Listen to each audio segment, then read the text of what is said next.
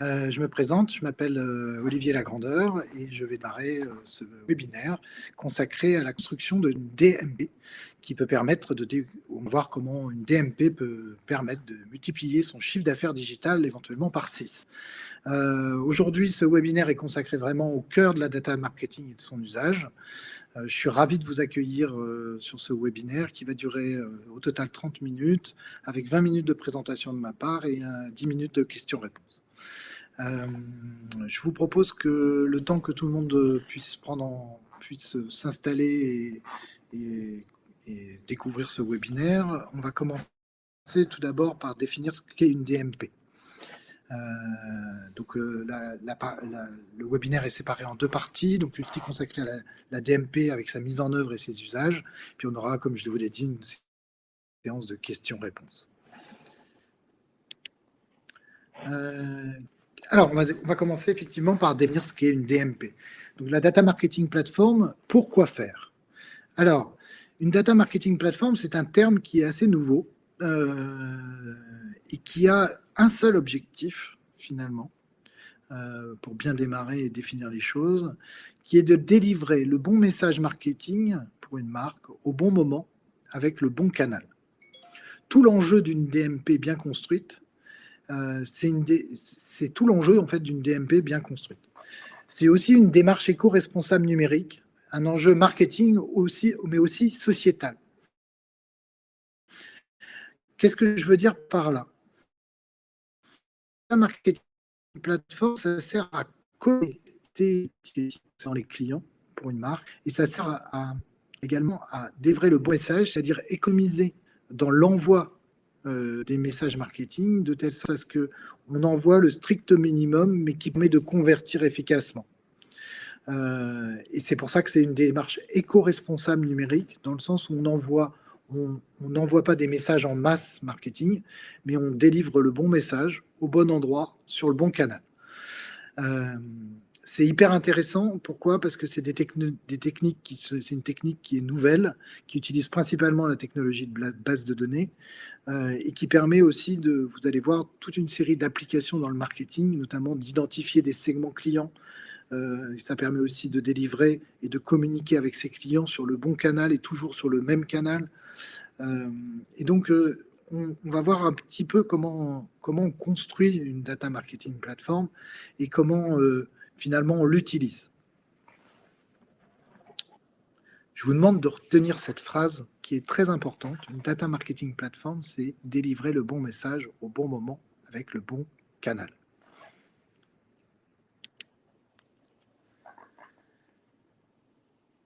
Alors, les enjeux d'une DMP maintenant. Quels sont les enjeux? D'abord, le premier enjeu d'une data marketing platform, c'est de structurer la donnée concernant les clients de la marque et de l'enseigne et les prospects digitaux pour pouvoir l'exploiter au mieux.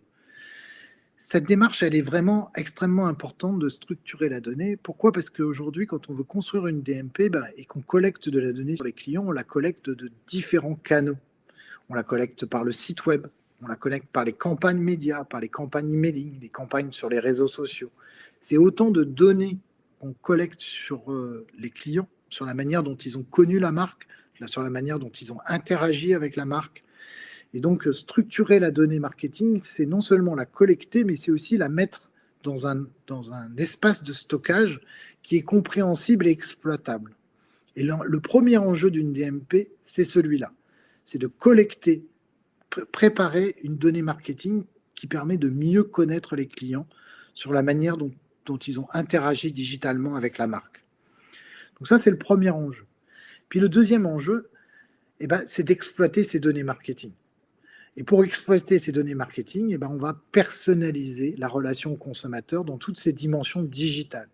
Si le client est venu par l'Internet, par le site web, s'il est venu par un moteur de recherche, s'il est venu, il a pris connaissance de la marque par une tablette, l'idée, c'est de le savoir, de telle sorte à pouvoir recommuniquer sur son canal préféré derrière grâce à la DMP.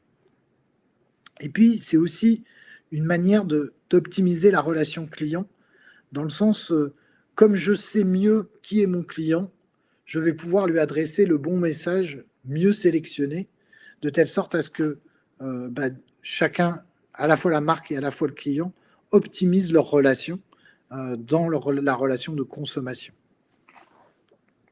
Donc, la data marketing platform, finalement, c'est un enjeu, on le voit à travers ces deux premiers enjeux, qui est un enjeu de relation de proximité digitale au consommateur d'une marque.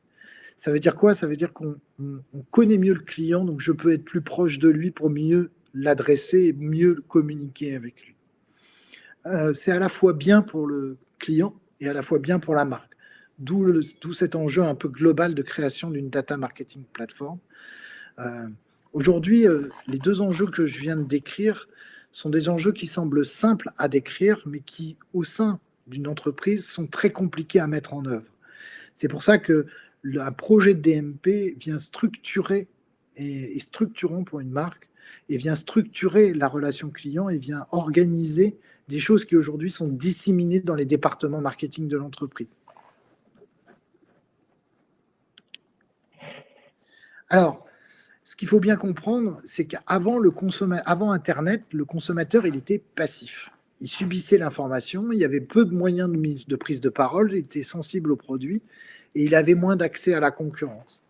Avec Internet, et notamment l'interaction des réseaux sociaux, l'interaction des différents supports médias qu'on peut utiliser pour une marque, le consommateur devient un consomme-acteur.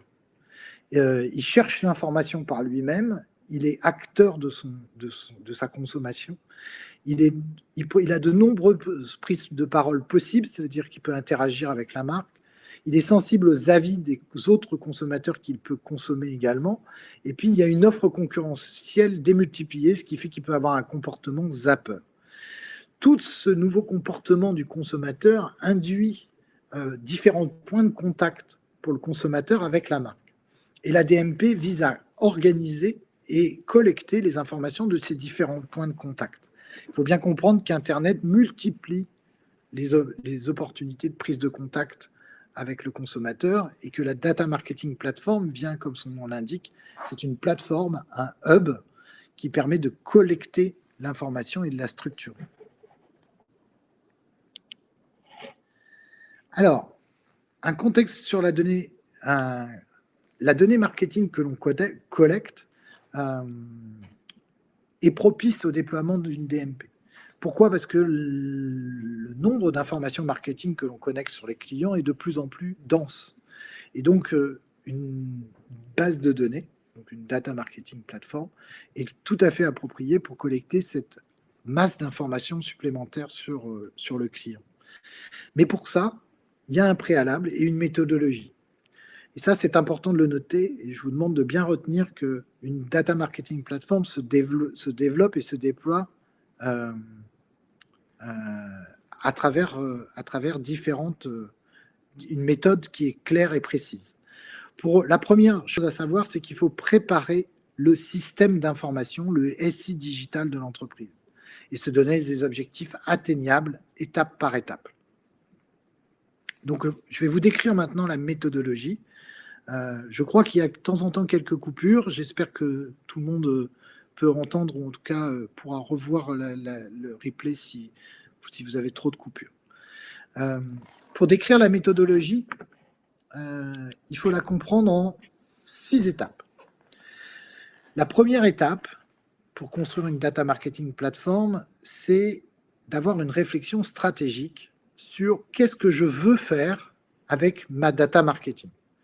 Qu'est-ce que je veux faire et qu'est-ce que je veux connaître de mes clients pour pouvoir apprendre d'eux et et utiliser des données sur eux, et dans quel but, avec quelle stratégie je souhaite développer cette data marketing platform.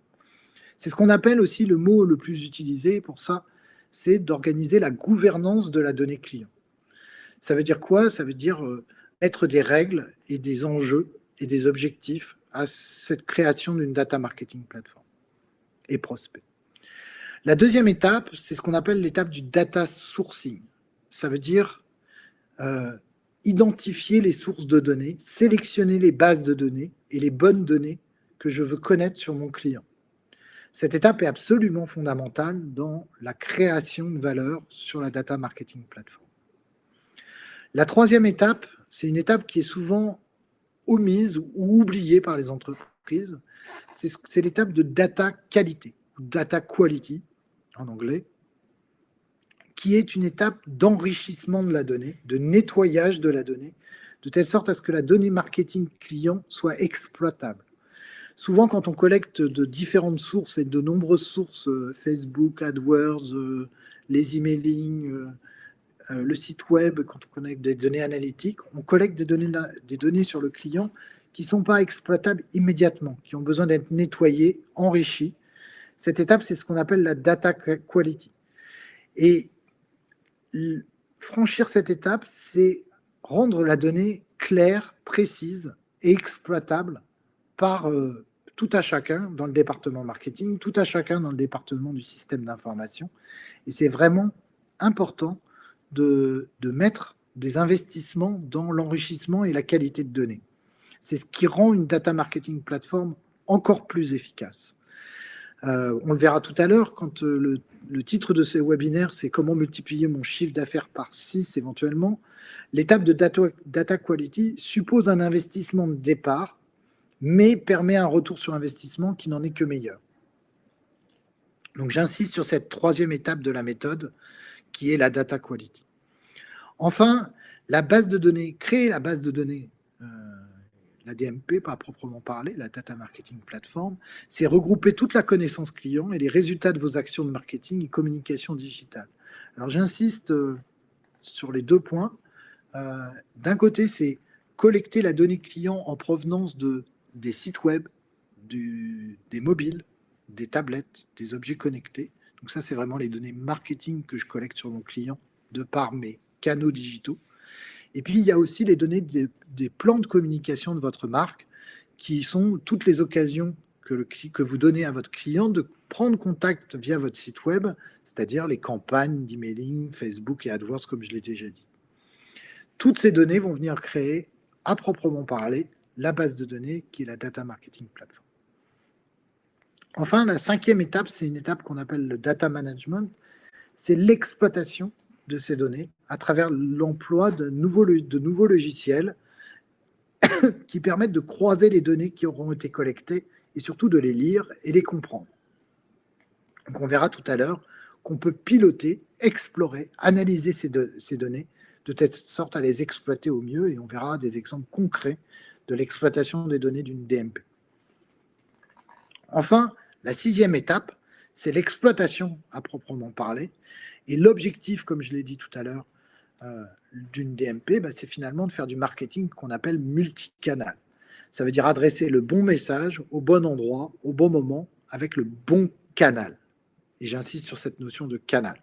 Si une personne et un client vous a contacté par SMS, ne recontactez pas par Facebook, par AdWords, par des emailing, mais contactez-le par SMS, parce que c'est ça qu'il vous demande. Donc voilà un peu l'objectif, un exemple concret de ce que peut être une application de l'usage d'une DMP. Alors, comme je le disais à l'instant, construire une DMP suppose une nouvelle infrastructure du système d'information. C'est extrêmement important que tout le monde en ait conscience. Aujourd'hui, les systèmes d'information des entreprises ne sont pas construits ou pas forcément préparés à l'adoption d'une data marketing platform. Pourquoi? Parce que la plupart du temps, les systèmes de collecte ne sont pas interconnectés. Sur le schéma que je vous affiche à l'écran, vous voyez, il y a des flèches qui permettent d'interconnecter les bases de données entre elles sur tous les canaux de collecte d'informations. C'est ce qu'on appelle faire du marketing cross-canal ou multicanal. C'est-à-dire si j'ai un site web, si j'ai une application mobile, si j'ai un site sur tablette ou si j'ai des canaux sur les réseaux sociaux, tous ces canaux vont me créer des données marketing et au départ, elles ne sont pas reliées entre elles. Monter les flèches entre elles est déjà un enjeu du système d'information. Et ça, c'est important. La deuxième, une fois que ces bases de données et ces données marketing sont connectées entre elles, on va pouvoir les agréger dans une seule et même base de données, de telle sorte à créer la fameuse DMP qui permet de créer cette fameuse data marketing platform et les exploiter les données et une meilleure connaissance client.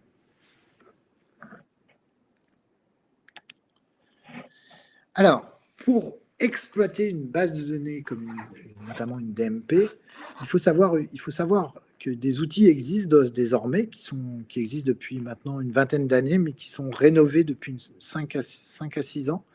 C'est ce qu'on appelle les outils de business intelligence. Les outils de business intelligence, c'est des outils, l'acronyme c'est BI, c'est aussi en français informatique décisionnelle.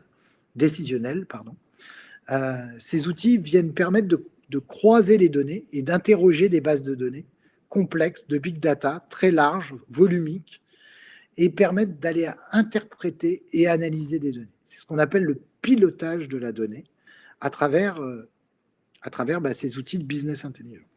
Alors, il y a un prérequis en termes méthodologiques pour utiliser ces nouveaux logiciels de business intelligence, c'est que les logiciels de business intelligence vont être capables d'aller adresser des gros volumes de données et on va pouvoir les lire, les agréger, les piloter, les analyser. Mais il y a une chose à savoir, c'est qu'on ne trouve pas ce qu'on ne sait pas chercher. Ça veut dire quoi? Ça veut dire que pour analyser correctement une donnée, il faut impérativement se poser les bonnes questions.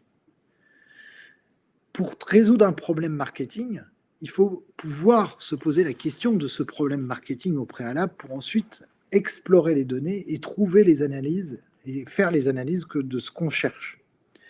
Et donc, il y a une discipline au sein de l'exploitation de la donnée marketing qui est une discipline de la data analyse à proprement parler. En fait, les logiciels de business intelligence font appel à 2 types de compétences. La data exploration d'un côté, qui vise à creuser la donnée pour essayer de découvrir des choses. C'est la data exploration. Puis on a la data analyse. C'est le fait d'exploiter la donnée en répondant à des questions que l'on se pose d'un point de vue marketing. Alors dans le cas d'une DMP, on va se poser essentiellement des questions marketing et communication. Et les logiciels de business intelligence vont venir vous aider à analyser cette donnée.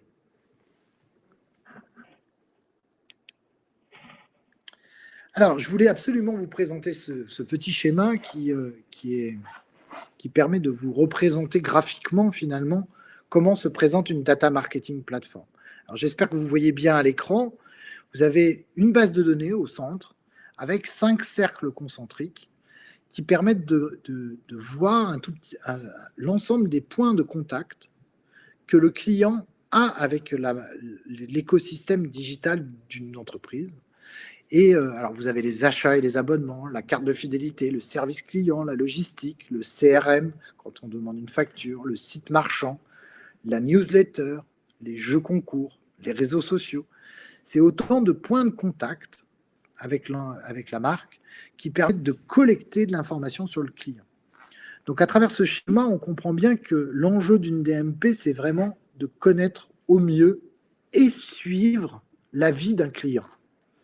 Alors, c'est cette deuxième terme, qui est de suivre la vie du client, est absolument fondamental. Un projet de DMP, vous pouvez créer une base de données, mais une DMP doit être vivante. Elle doit être interconnectée avec l'ensemble de l'écosystème digital, de telle sorte à ce qu'elle vive avec les clients qui s'y connectent. Et ça, c'est tout l'enjeu d'une DMP. Une fois qu'elle est branchée, la DMP, elle s'alimente et s'auto-alimente toute seule. Et c'est ça, la puissance d'une DMP, c'est que c'est un chantier que vous créez une fois pour ensuite la rendre vivante et qu'elle croît avec la marque, avec les actions de marketing de la marque. Alors, sur les 5 cercles concentriques, vous voyez, vous avez des points de contact des clients avec la marque, mais vous avez aussi l'interaction des clients qui déclarent des informations dans les formulaires, par exemple. Et donc, vous captez des données du client à travers ces formulaires. C'est ce qu'on appelle les points de contact déclaratifs. Puis, on a les points de contact aussi constatés. Par exemple, les commandes, le service client, les réclamations sont autant de points de contact constatés de la part du client. Et puis, on a tout ce qui concerne les achats. Quand vous êtes un site e-commerce, quand vous êtes un site de service, vous consommez du service, vous consommez des achats, le client consomme. Et donc, c'est autant de données supplémentaires que l'on collecte sur le client. Et enfin, on a les données calculées, c'est notamment toutes les étapes de scoring, d'enrichissement des données clients, qui sont des étapes calculées, qui permettent aussi de donner de l'information supplémentaire à la connaissance du client. Alors voilà le schéma un peu synthétique d'une DMP. Je vous demande de retenir que c'est un outil à la fois puissant, qui est un peu complexe dans sa mise en œuvre, puisque c'est un vrai chantier de système d'information qui doit être coordonné entre le système d'information et les départements marketing et communication des marques. Mais c'est aussi un outil qui est vivant. Une fois branché, comme je le disais, il s'auto-alimente. Alors, je voulais absolument vous donner des exemples d'applications concrètes d'une DMP, dans son usage.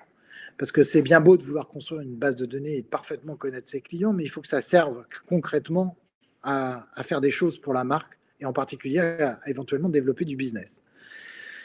La première utilisation, c'est déjà d'agréger les données des campagnes marketing que vous faites en digital. Exemple, vous faites une campagne Facebook et puis des campagnes emailing sur votre base email opt-in. Aujourd'hui, beaucoup de marques font des campagnes un peu génériques, volumiques, pour toucher un maximum de prospects.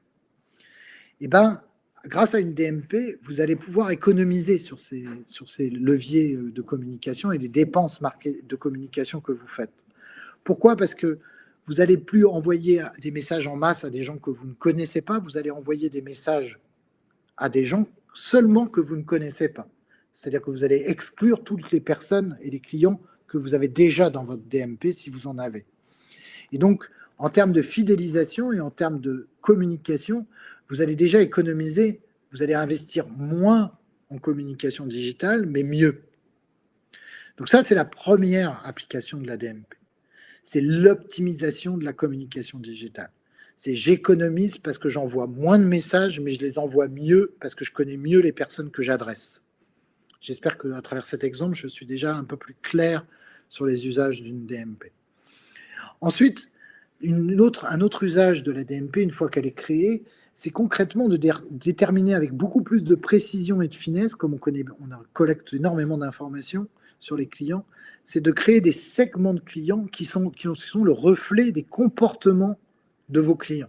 Vous allez pouvoir utiliser ce qu'on appelle le terme de cluster.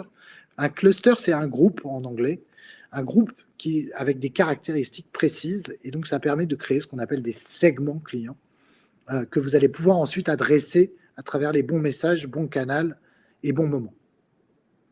Ça, c'est un deuxième exemple de l'utilisation d'une DMP. C'est d'automatiser la création de mes segments clients pour les adresser avec le bon message que vous souhaitez directement auprès d'eux. Enfin, un autre usage très important de la DMP, ça va être la fidélisation. La création d'une DMP va pouvoir permettre de créer un programme de fidélisation qui est automatisé. Pourquoi ? Parce que vous avez toutes les données clients et donc vous allez pouvoir définir un certain nombre de règles et en particulier des scénarios de relance sur le programme de fidélisation, des scénarios pour adresser les personnes et les clients qui vous sont fidèles. Donc voilà 3 exemples concrets. Dans les 3 cas, vous allez économiser parce que vous allez adresser mieux les clients, vous allez mieux connaître vos clients, donc mieux les adresser également, et vous allez automatiser un certain nombre de choses en programme de fidélisation, par exemple. Alors, ce ne sont que des exemples d'utilisation de la DMP, il y en a bien d'autres que je ne détaille pas ici, mais qui font l'objet, évidemment, dans la formation de compléments, voire de détails. Du coup, je vous demande de retenir que c'est une formation qui est en 100% e-learning, qui est dispensée sur la plateforme du CCM Benchmark Institute à travers 4 modules qui permettent de comprendre comment construire une DMP et pourquoi le construire. Ensuite, comment construire son projet concrètement de data marketing, comment exploiter une DMP et puis comment savoir et maîtriser le pilotage d'une DMP. Donc, je voulais vous remercier pour votre présence, votre écoute. J'espère que j'ai été clair et précis sur cet enjeu et ce nouvel enjeu pour les marques qui permet vraiment de booster le business digital des marques. À l'heure de la sortie de la crise sanitaire, je pense que beaucoup de personnes se posent la question de comment réenclencher le business d'un point de vue digital.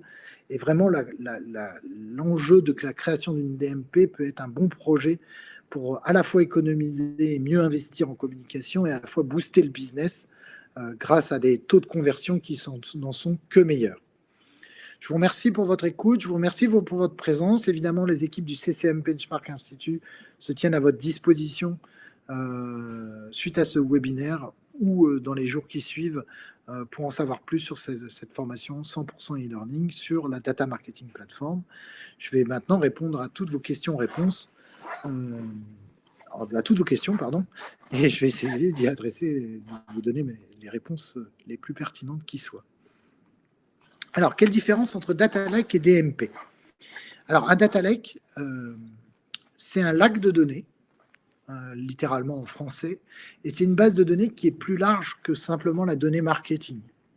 La Data Marketing Platform, comme son nom l'indique, est un export du Data Lake, c'est-à-dire que c'est une vision partielle des données du Data Lake. En gros, un Data Lake collecte toutes les données de l'entreprise, puisque c'est un lac de données, comme son nom l'indique, alors que la DMP n'exploite que les données marketing d'une marque. Est-ce qu'il y a peut-être une autre question? J'espère l'avoir répondu. Alors, la différence entre le terme Data Marketing Platform et Data Management Platform. Donc, la Data Marketing Platform est vraiment l'exploitation des données marketing sur la connaissance des clients d'une marque. La Data Management Platform, faites attention, est un synonyme du Data Lake. Et donc, la Data Management Platform est plus large que la Data Marketing Platform, puisque je viens d'expliquer à travers le Data Lake. En espérant avoir répondu. Alors, on estime à combien les savings une fois qu'elle est créée. Alors, évidemment, c'est fonction du métier de la marque. Et donc, il y a des exemples qui ont démontré, notamment McDonald's, qui a démontré que l'utilisation d'une DMP pouvait économiser et développer le business jusqu'à 6 fois. C'est pour ça que j'ai donné ce thème au webinaire.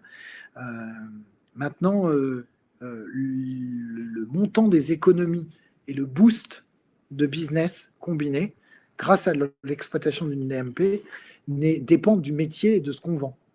Donc, je ne peux malheureusement pas répondre à cette question précisément. Ce qui est sûr, c'est qu'on a un effet d'économie plus un effet de boost des taux de conversion grâce à l'exploitation d'une DMP qui est un multiple de chiffre d'affaires.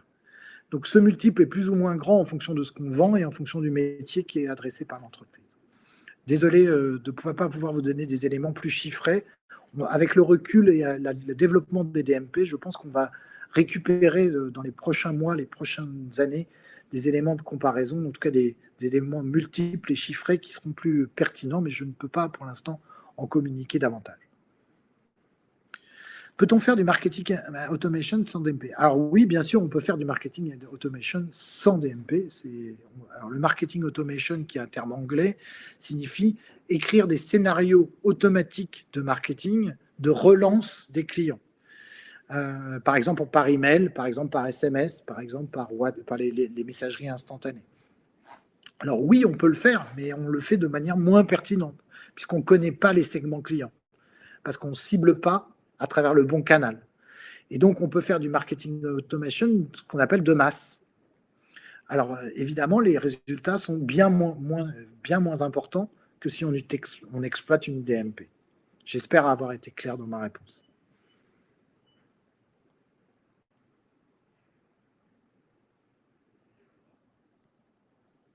Est-ce qu'il y a d'autres questions ?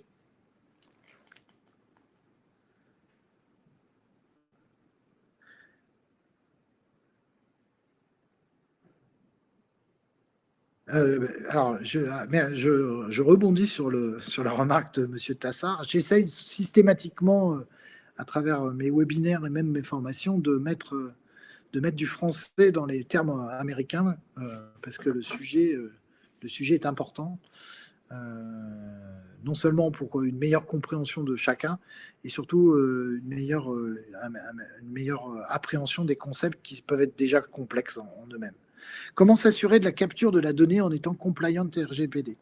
Alors, évidemment, je ne l'ai pas précisé dans le webinaire, mais l'exploitation du marketing des données clients suppose le consentement et donc le consentement de chaque client. Et donc, évidemment, la DMP doit gérer ce qu'on appelle la compliance, c'est-à-dire la conformité à la RGPD, c'est-à-dire s'assurer du recueil de consentement pour l'exploitation des données clients, bien évidemment. Alors, comment s'assurer? Il faut bien mettre la RGPD en place sur ces supports et canaux digitaux. Quelles solutions préconisez-vous? Alors, sur l'exploitation d'une DMP et la création d'une DMP, je dirais que ça dépend de l'état. La première chose à faire, c'est de faire un audit du système d'information. Pourquoi? Parce que bien comprendre comment est structuré le système d'information et comment je vais collecter la donnée client, comme on voit que c'est quand même un élément stratégique pour le marketing et donc le business de l'entreprise. Il s'agit de bien connaître, de bien interconnecter les systèmes entre eux. Et donc, je n'ai pas de préconisation technologique particulière à opérer sur la DMP. Par contre, j'ai plutôt une approche méthodologique qui précise 2 points. Le premier, la méthodologie de construction de la DMP, et puis la deuxième, l'audit du système d'information avant de choisir la bonne technologie pour y mettre les données clients. En espérant avoir été clair, Benoît.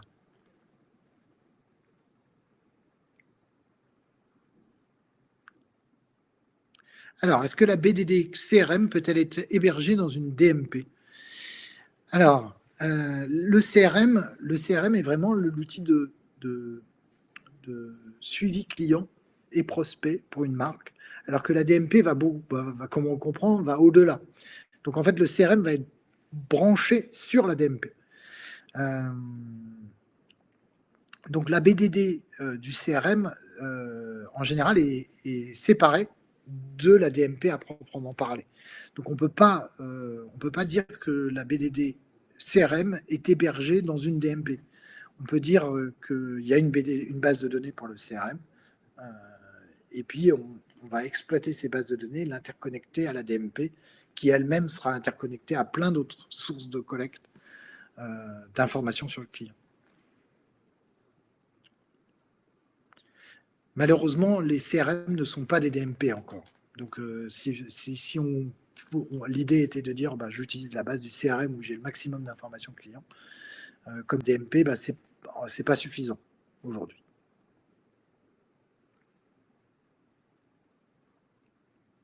Merci pour toutes vos questions. Il me reste à remercier tout le monde pour ce webinaire. J'espère avoir été clair, avoir donné des éclaircissements sur cette thématique de la DMP, et puis on espère vous retrouver très prochainement sur la formation du CCM Benchmark Institute. Merci à vous, au revoir et bon appétit.